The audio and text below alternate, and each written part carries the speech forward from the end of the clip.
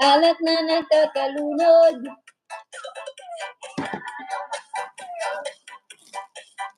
Ano bang nangyayari sa'yo? Lumayas na si Amy.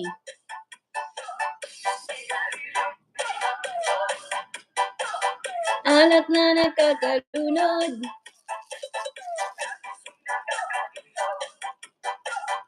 Ano bang nangyayari sa'yo? Huwag na pala tulit na. Ayoko nito. Ayoko to. Ano bang nangyayari sa'yo?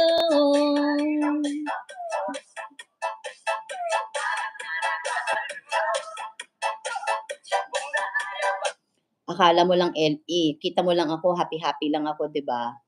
Nakita mo ako happy-happy lang ako. Pero 'pag nakita mo yung mga pinost ko sa Facebook, yung mga gamot ko, ang dami kong gamot na pinost. Ang dami kong nararamdaman LE, pero kailangan pa rin maging masaya. May diperensiya na ang batok ko. Meron akong 1,393% highest to the highest level na allergy sa katawan.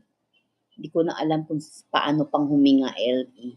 Pero no choice, kailangan maging masaya kahit na marami akong nararamdaman. Hindi naman ako pwedeng mag-live sa YouTube at maglungkot-lungkutan kasi may nararamdaman ako. So, kailangan happy pa din. 'Di ba? Ang dami kong problema LE pero laban lang.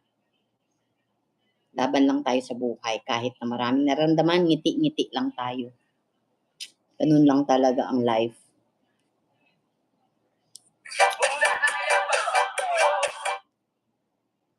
Diba? Correct yan. Pero, pag umabot ka sa point na hindi ka happy, huwag kang mag-live kung hindi ka talaga happy. Kasi, malulungkot din yung manonood sa'yo. So, kailangan, ano ka lang, good vibes. Naku, pag nakita mo yung x-ray sa linggo, mag-MRI pa ako sa linggo. I-MRI itong batok ko kasi nga may tama. Dahil pinansin mo ako, na happy lang ako, naalala ko tuloy na hindi naman talaga ako sobrang happy. Pero laban lang. Laban lang sa buhay.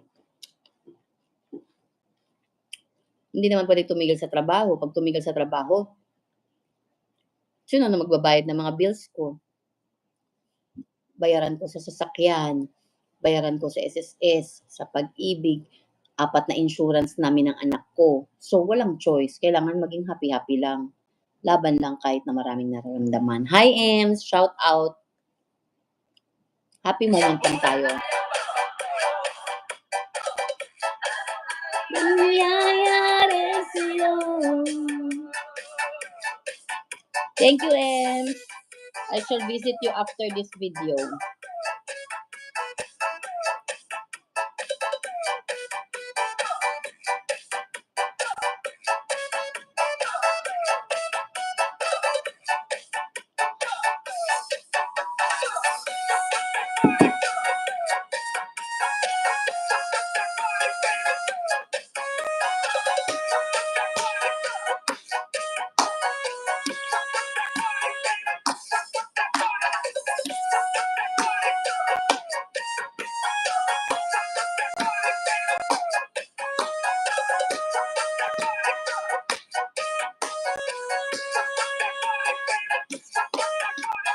Ako ang nakikita, ako ang nakikita, ako ang nakikita, ako ang nasisisi, ako ang laging may kasalanan.